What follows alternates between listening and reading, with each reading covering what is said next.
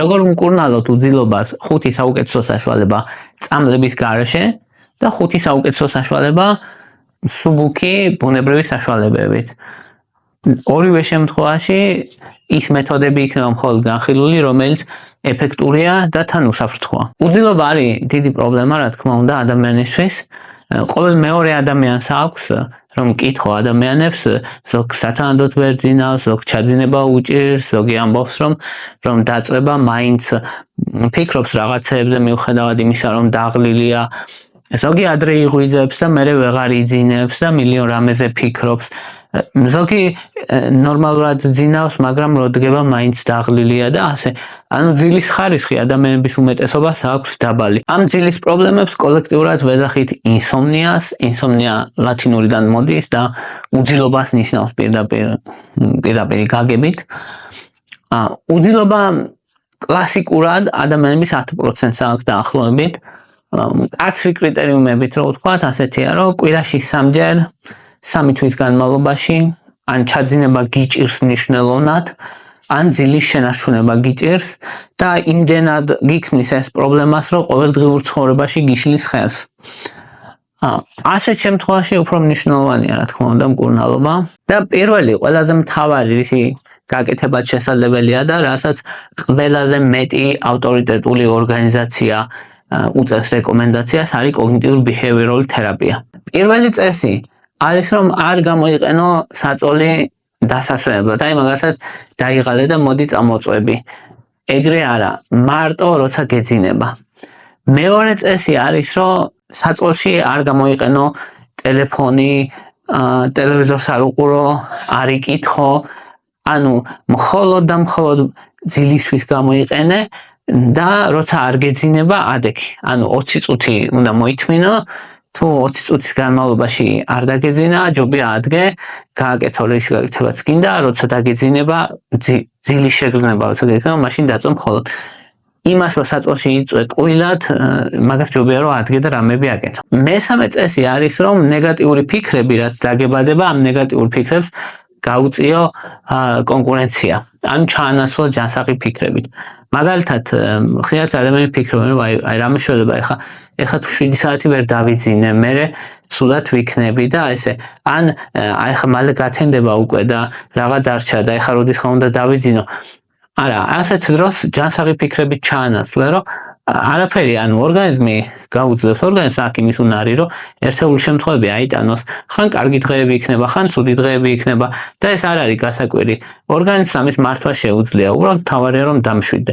ანუ ყოველი არაჯანსაღი ფიქრი, რომელიც პანიკაში გაგდებს ან რაღაც ნიშნულად ნეგატიურად განგაწყობს, მთავარია რომ შეცვალო პოზიტიური დადებითი ჯანსაღი ფიქრით ჩაანაცვლო. მეოთხე, ყავა, ნიკოტინი ან თამბაქო და ალკოჰოლი უნდა აირიდო ძილამდე რაღაც დროით ადრე.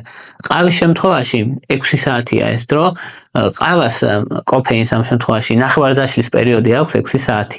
ანუ 6 საათი ძალიან აქტიურია, როცა დალევ. რას აკეთებს კოფეინი? ადენოზინის რეცეპტორებს ბლოკავს. ეგ რეცეპტორები კიდე აუცილებელია იმისთვის, რომ ადამიანს ჰქონდეს დაღლილობის და ძილის შეგრძნება. და რას იწვევს? კოფეინი იწვევს ორგანიზმის სტიმულირებას და ადამიანი არის ფხიზლად. და ის ადამიანები, ვინც განსაკუთრებით მგრძნობიარები არიან, ზოგჯერ ყავის ეფექტი 10 საათი უგრძელდება. შესაბამისად, ჯობია რომ 10 საათით ადრე არ დალიო ყავა, თუ კი შენ ყავის მიმართ მგრძნობიარე ხარ, ბევრი ადამიანი ვერ ამჩნევს ხოლმე, რომ იმდენ ყავას ვას დღის განმავლობაში და მერე ღამე არ ეძინება და არც იცის, რომ ეს ყავის გამოა. ბევრ შემთხვევაში ეს არის ყავის გამო. ყავა იგივე კოფეინი ასევე თავის ტვინში მელატონინის რაოდენობას ამცირებს და მელატონინი არის მთავარი ჰორმონი, რომელიც აუცილებელია იმისთვის, რომ ძილი დადგეს. რას აკეთებს ალკოჰოლი ახლა? ალკოჰოლი დაახლოებით 3-4 საათით ადრე უნდა შეწყვიტო ალკოჰოლის მიღება, ვიდრე დაძინება გინდა. კიდე აქ ძალიან ბევრი ისინია, ხა თუ ადამიანი დალევს იმდენს ალკოჰოლს, რომ მიითიშება ბოლოს, ამაზე არ გვაქვს ჩვენ საუბარი აქ. გვაქვს საუბარი, რომ რამდენიმე ჭიქას რომ დალევს ადამიანი. ზოგჯერ კი შეიძლება უფრო მეტად ეძინებოდეს, რადგან სედატიური ეფექტი აქვს ალკოჰოლს, მაგრამ მეორეს მხრივ REM ძილის ფაზაზე მოქმედებს, რომელიც არის ძილის 4 ფაზა აქვს და REM ძილის ფაზა არის ერთ-ერთი მნიშვნელოვანი აღდგენისთვის, ორგანიზმის აღდგენისთვის და იმისთვის, რომ ადამიანმა დასვენებულმა გაიღვიძოს და მაგ ძილის ფაზას ურტყავს და მის სუპრესიას ახდენს და ფრაგმენტირებული ძილი აქვს ადამიანს, გაღვიძებებით სავსე ძილი აქვს და დგება დაღლილი, დგება არადასვენებული. ამიტომ ალკოჰოლის მიღება მით უმეტ მცირე რაოდენობითაა, ჯერ ისაც ტოქსინია და არ არის ასურველი დიდი რაოდენობით, მაგრამ თუ მაინც მიიღებ, ჯობია რომ 3-4 საათით ადრე. რაც შეეხება თამბაქოს, რა თქმა უნდა და სიგარეტი ახლა ძალიან მავნებელია, კიბოს რისკს ზრდის კატასტროფულად, ფილტვების დაზიანებას იწვევს და ასე ამაზე არ ვისაუბრებთ, მაგრამ თუ მაინც ადამიანი ეწევა ძილამდე 2 საათით ადრე იმისთვის, რომ ადვილად დაეძინოს, რადგან ტვინის სტიმულირებას ახდენს და ძილს ხელს უშლის თამბაქო მნიშვნელოვნად. არის სუნთქვის ვარჯიშები, სუნთქვის ასეთი ვარჯიში. სანამ დაძინებას გადაწყვე, 15 წუთით ადრე სიბნელეში, სიმშვიდეში, ან საწონში თუნდაც ან არ აქვს მნიშვნელობა, დაჯექი, შვიდად, წყნარად და ცხვირით შეისუნთქე 4 წამის განმავლობაში ჰაერი. 7-მდე დაითვალე მერე და 7-მდე დაითვალე და გაიჩერე, შეიკავე სუნთქვა დაახლოებით 7 წამის განმავლობაში და მერე დაახლოებით 8 წამის განმავლობაში ამოისუნთქე ნელ-ნელა. ამოისუნთქე პირით. და ეს ციკლი, ეგ არის ერთი ციკლი. 4-7-8 პრინციპი ქვია და აი ჰარვარდის უნივერსიტეტის მიერაც არის რეკომენდირებული და ბევრი ავტორიტეტული ორგანიზაცია, რომელიც ძილს სწავლობს, რეკომენდაციას უწევს ამ ვარჯიშებს და ეს ვარჯიში გაიმეორე მერე 4-ჯერ. ეს ეხმარება ორგანიზმს მნიშვნელოვნად, პარასიმპათიკურ სისტემას აქტიურებს და ორგანიზმს ამშვიდებს და კორტიზოლის დონეს მნიშვნელოვნად ამცირებს. კორტიზოლი არის სტრესის ჰორმონი, რომელიც ერთ-ერთი მნიშვნელოვანი მოთამაშეა ძილის გამოწვევაში და ძილის დარღვევაშიც. რატომ არის ადამიანები, რომ სტრესის დროს ადვილად ვერ იძინებენ? კორტიზოლია ერთ-ერთი წამყვანი. კორტიზოლი არის ძლიერი ჰორმონია, რომელიც მობილიზებას იწვევს ორგანიზმის, ძილს ხელს უშლის და მეტიც, აი რომ ვიღვიძებთ, კორტიზოლი მიფრინავს, მაგრამ ძალიან არის მომატებული კორტიზოლი გაღვიძებისას, იმისთვის რომ ადამიანს ჰქონდეს აი ეს გაღვიძების ენერგიის მობილიზების შეგრძნება და თუ კორტიზოლი მომატებულია, ადამიანს დაძინება უჭირს. ამიტომ ეს ვარჯიში მნიშვნელოვნად ეხმარება, რომ შემცირდეს კორტიზოლის დონე და ძილი დადგეს ადვილად. და შემდეგი მნიშვნელოვანი კომპონენტი, რისი გაკეთებაც შეგვიძლია არის ვარჯიში აერობული, მაგალითად ჩქარის სიარული, ან ძუნძული, ან ცეკვა, ან სხვა ვარჯიში დღის განმავლობაში დაახლოებით 1 საათით. ან 9 საათით რამდენიც შეგიძლიათ. ეს ვარჯიში არ უნდა იყოს მაინც და მაინც პირდაპირ ძილის წინ, სასურველია რომ 2 საათი იყოს შუალედი, რათა ორგანიზმმა მოასწროს დამშვიდება, მოდუნება და დაიძინოს ორგანიზმმა, მაგრამ ყოველდღიურად მნიშვნელოვანია და ეგ ძილის ხანგრძლივობას ზრდის. ერთი რომ ადამიანს ეხმარება, სისხლის მოქცევას აუმჯობესებს, მათ შორის თავის ტვინშიც, მეორე რომ ჰორმონებზე მოქმედებს, აი სეროტონინის დონეს არეგულირებს, რაც ძალიან მნიშვნელოვანია ძილისთვის, ასევე დეპრესიის სიმპტომებს. დეპრესია შეიძლება კლასიკური გაგებით არ ქონდეს ადამიანს, მაგრამ დეპრესიულ განწყობაზე იყოს, ამასაც ამცირებს და ეს დეპრესიულობა კიდე ძილის პრობლემებთან პირდაპირ მიბმულია. შესაბამისად, ვარჯიში ერთ-ერთი ყველაზე ეფექტური საშუალება, ოღონდ 2 საათით ადრე ან 3 საათით ადრე, სანამ დაიძინებთ, ანუ კიდე უფრო ადრე, არ აქვს მნიშვნელობა. ძირითადად, აი ეს 5 მეთოდი და პლუს ვარჯიში იმდენად საბაზისოა, რომ პირდაპირ 5 მეთოდში არ მივათვალე. იმდენად დიდ ეფექტს იძლევა, რომ შემთხვევების 80%-ში ადამიანები განიკურნებიან 4 კვირის განმავლობაში, ამ ყველაფერს თუ გააკეთებ, რაც გითხარი, მნიშვნელოვნად გაგიუმჯობესება ძილი. 4-დან 8 კვირის განმავლობაში. თუ ესენი საკმარისი არ არის, მაშინ იწყება უკვე რომ დამატებითი საშუალებები. მე არ ვისაუბრებ გამოწერით რა წამლებიც იყიდება ამაზე და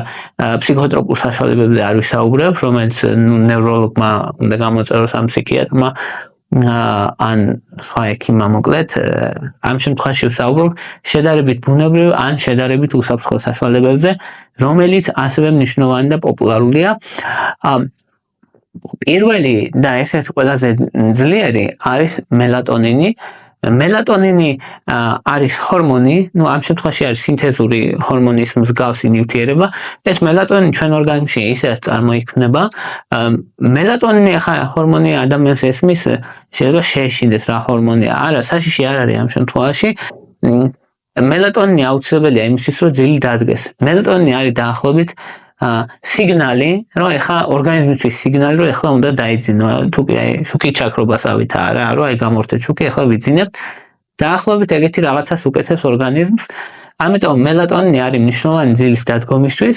მელატონინი ისმევა 0.5 მილიგრამიდან 3 მილიგრამამდე ამ დიაპაზონში. გააჩნია ზოგ ადამიანს მეტი უნდა, ზოგ ადამიანს ნაკლები, თუმცა ნაკლებით იწყებენ როგორც წესი და ეს ეხმარება განსაკუთრებით იმ ადამიანებს, ვისაც ძილის დადგომა უჭირთ.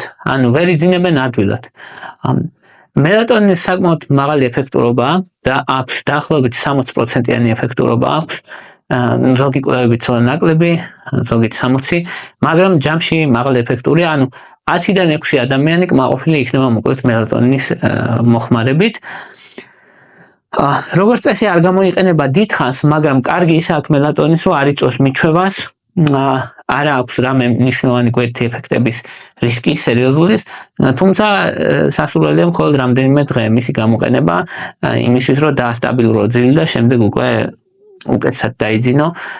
არც ერთი ძილის პრეპარატი არ არის იმისთვის გამოგონებული ან შექმნილი, რომ ადამიანმა წლების განმავლობაში გამოიყენოს, თუ სხვა გზა არ აქვს. მელატონინი ერთ-ერთ ყველაზე უსაფრთხო და თან ეფექტურს მიეკუთვნება. მეორე ასევე ძალიან პოპულარული საშუალება არის ვალერიანის ექსტრაქტი. ვალერიანი გაბას რაოდენობას ზრდის. გაბა ერთ-ერთი მნიშვნელოვანი მოთამაშეა მოკლედ ასევე ძილის დროს და ბევრი წამლები, გამოწერის წამლები გაბაზე მოქმედებენ და დაახლოებით ესე მოქმედებს ვალერიანი, თუმცა ბევრად უფრო სუსტად და მისი სისუსტე სინამდვილეში მისი სიძლიერეა, იმიტომ რომ უსაფრთხოა, ან ბევრად უსაფრთხოა. თუმცა ეფექტურობა არ აქვს მაღალი. მაგრამ ჯამში მაინც ბევრი ადამიანისთვის დამამშვიდებლად და ძილში ეხმარება, იღებენ დაახლოებით 60 წუთით ადრე, 30-60 წუთით ადრე ძილამდე. დოზირება არის 300-600 მილიგრამი დღის განმავლობაში გააჩნია ადამიანს. მესამე მნიშვნელოვანი პრეპარატი, რომელიც გამოიყენება ხოლმე არის დიფენჰიდრამინი ან დოქსილამინი. ესენი არის ანტიჰისტამინურები და ანტიქოლინერგული ეფექტი ახასიათებს. ახლა რას ნიშნავს ეს ყველაფერი მოკლედ? დიდი ის არ უნდა ჩაღრმავება, სედატიური ეფექტი აქვს მოკლედ, თიშავს ტვინს მსუბუქად და ადამიანს ეძინება, ადუნებს და აძინებს. და იგივე მანქანასთან რომ დაჯდეს ადამიანი, მოდუნებული იყო, შეიძლება რეაქცია შესუსტებული ქონდეს და გააკეთოს ავარია. ამიტომ მანქანასთან თუ ჯდებით, დიფენჰიდრამინი არ უნდა დალია. დიფენჰიდრამინი ძალიან ეფექტურია, ოღონდ პრობლემები აქვს მაგას. ერთი პრობლემა აქვს, რომ რამდენიმე დღეში კარგავს ეფექტურობას, ან ტოლერანტობას იწვევს და მერე ადამიანს უფრო და უფრო მაღალი დოზები ჭირდება და უნდა და ეგ ცუდია. და მეორე დიდი უარყოფითი მხარე აქვს, რომ ადამიანები, რომლებიც ხანგრძლივად იღებენ დიფენჰიდრამინს და ზოგადად ანტიჰისტამინურებს, რომლებსაც ანტიქოლინერგული ეფექტი აქვს და საერთოდ პრეპარატებს, რომელსაც ანტიქოლინერგული ეფექტი აქვს, ზრდის დემენციის რისკს. ამიტომ ეს იმდენად დიდი შეზღუდვაა, რომ ასეთი პრეპარატები, რომელსაც ანტიქოლინერგული ეფექტი პირის სიმშრალეს იწვევს, შეკრულობას იწვევს, ეს წამლები არ უნდა გამოიყენოთ 7 დღეზე მეტ ხანს. ძალიან დიდი პრობლემადებს იქით. ამიტომ მიუხედავად იმისა, რომ ძალიან ეფექტურია ესეთი პრეპარატები, მიუხედავად იმისა, რომ იყიდება ძალიან ღიად და ნებისმიერ შეუძლია იყიდოს და მეტიც კიდე დიფენჰიდრამინისგან ზოგი ეს იმისთვის იყენებენ ხო რაღაც იკაიფონ და რაღაც არა კაიფს არ იწვევს ნამდვილად, ანუ არ არის ეგეთი პრეპარატი, რომელიც კაიფს იწვევს, მაგრამ ალტერნატივად იყენებენ ხოლმე როგორც დამამშვიდებელი და რომ ზოგი ვერ შეწდება ხოლმე რაღაც ისეთებს. ხო, თუმცა ნუ კარგი ისა აქვს რომ ნამდვილად არ იწვევს ეს кайფს და ეგეთ რაღაცებს და არც ნარკოტიკი არაა შესაბამისად ეგ არ აქვს პრობლემა, მაგრამ პრობლემა ის აქვს რომ გრძელვადიანად მისი გამოყენება მოკლედ ტვინს ანადგურებს ნელ-ნელა რა. ძალიან ნელ-ნელა აზიანებს ტვინს, ამიტომ ძალიან მკაცრი რეკომენდაციაა რომ 7 დღეზე მეტი მისი გამოყენება არ არის რეკომენდირებული. დიფენჰიდრამინი 25-დან 50 მგ-მდე გამოიყენება დღის განმავლობაში, ძილის წინ ეგრეს ნახოთ 1 საათით ადრე, ან ნახევარი საათით ადრე. დოქსილამინი 12.5 მგ-დან 25 მგ-მდე. კიდევ რისი გაკეთება შეიძლება. მაგნიუმი არის ერთ-ერთი საუკეთესო. ოღონდ მაგნიუმი პირდაპირ არ აძინებს, მაგრამ ორგანიზმს ეხმარება, კუნთებს ეხმარება მოდუნებაში. ორგანიზმს ეხმარება ნორმალურ ნეიროტრანსმიტერების ბალანსის დაცვაში და ძალიან უსაფრთხოა სტრესის შემცირებაში ეხმარება კიდევ ორგანიზმს. ანუ ძალიან მაღალი უსაფრთხოება აქვს მაგნიუმს და ასევე ბევრი ნერვული სისტემისთვის მნიშვნელოვნად ეფექტურია. ანუ რეალურად არის ბონუსივით რა მაგნიუმის დანამატირო, პრაქტიკულად რამე მნიშვნელოვანი გვერდითი ეფექტები არ აქვს, ორგანიზმს ეხმარება, ხო, ნუ დოზირება უნდა დაიცვათ რა თქმა უნდა. მაგნიუმის გლიცინატის ან მაგნიუმის ციტრატის ფორმით უნდა იყოს. 200-დან 400 მგ-მდე არის დღის განმავლობაში მიზანშეწონილი მისი მიღება, მეტი დოზა არ არის საჭირო და ნაკლებიც არა ორგანიზმს ჭირდება, მოკლედ მაგნიუმი სტრესთან გამკლავებისთვისაც ჭირდება და გლიცინი, კიდე გლიცინია ესეთი ან წყალში ხსნიან ხოლმე გლიცინს და ეგეც მიიჩნევა რომ ეხმარება დაძინებაში, ოღონდ არ არის ისეთი ძლიერი როგორც სხვები, ნუ ეხმარება უფრო მეტად თან ღრმა ძილის ჩამოყალიბებაში, მაგალითად ისეთი ეფექტური როგორც მელატონინი არ არის. კიდე არის ხოლმე ადამიანს გონიათ რომ თქვა მელატონის იმას დოზირებას თუ გავზრდი, ეფექტი არ იზრდება ეფექტი, ანუ არ აქვს დიდი მნიშვნელობა არ აქვს მოკლედ მელატონის დოზის გაზრდას იმისთვის რომ ეფექტი გაიზარდოს, როგორც წესი, აი ის ზედა 5 რაც გითხარით და პლუს ან მელატონინი, ან მაგნიუმი, ან ვალერიანი ერთად როგორც წესი არის ეფექტური და ძალიან მაღალი ეფექტურობა აქვს მოკლედ რა, იმდენ მაღალი ეფექტურობა აქვს რომ ადამიანების უმეტესობა ძილის პრობლემებს აგვარებს. და კიდე მთავარი კითხვა არის ხოლმე ამ დროს რომ აი თუ შეიძლება მელატონინის და მაგნიუმის მიღება ერთად, მელატონინის და ვალერიანის მიღება, ან ვალერიანის და მაგნიუმის მიღება და ესე ერთად კომბინაციებში თუ შეიძლება რაც თქვი მოკლედ ყველაფერს ერთმანეთთან მიღება შეიძლება, ოღონდ ყველაზე ფრთხილად უნდა იყოს მოკლედ ანტიჰისტამინურებთან, აი ეს ანტიჰისტამინურები მაგალითად დიფენჰიდრამინი და დოქსილამინი მაგათთან ერთად უნდა მოერიდოთ რომ აი სხვა დანარჩენები მიიღოთ, ან ისინი როგორც წესი ძალიან ძლიერებია და ისედაც საკმარისია ხოლმე ძილის პრობლემის მოსაგვარებლად და დანარჩენების მიღება შეიძლება რომ მაგალითად მიიღოს ადამიანმა ვალერიანიც და მელატონინიც და მაგნიუმიც მაგალითად შესაძლებელია ეგ და ჯამში მოკლედ მიიჩნევა უსაფრთხოდ. ნუ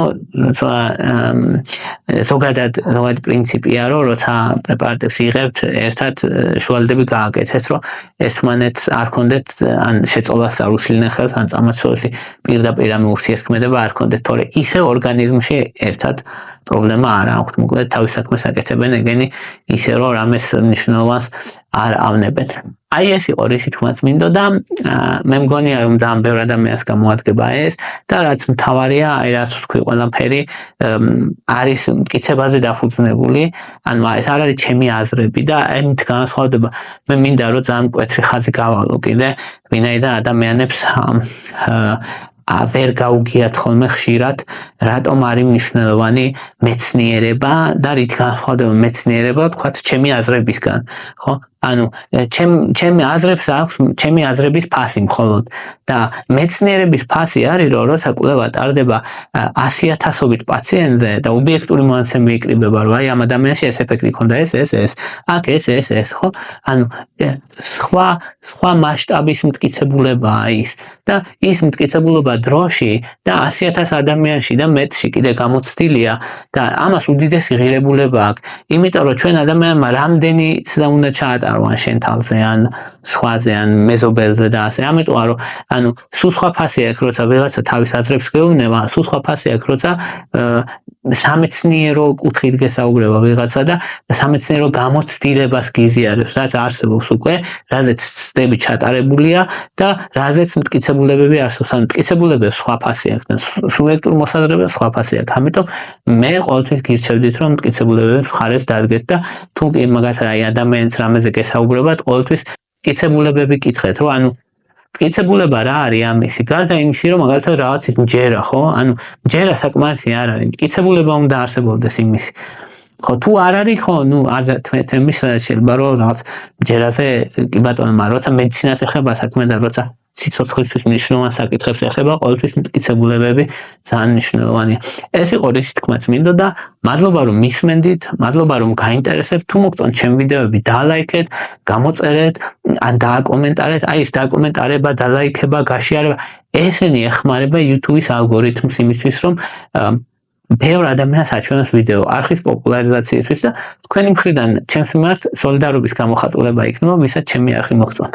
მადლობა რომ მიყურებთ და მადლობა რომ გაინტერესებთ.